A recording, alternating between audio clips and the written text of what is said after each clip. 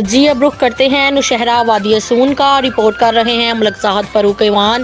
Assistant commissioner Nowshera Zeeshan لبا مسیح نے وادی سون کے نواحی موضوع شکرکوٹ میں گورنمنٹ ایلیمنٹری سکول شکرکوٹ کا دورہ کیا۔ انہوں نے کورونا کے SOPs کی جانچ پڑتال کے تمام طلبہ کو آپس میں سماجی فاصلے پر عمل پیرا کروایا گیا۔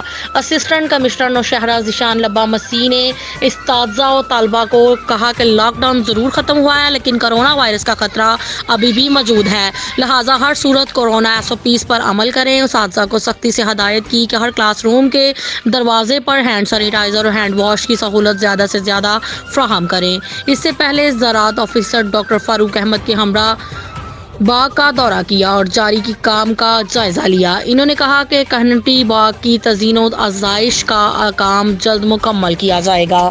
مزید خبروں کے لیے دیکھتے رہیں City 11 نیوز پاکستان HD۔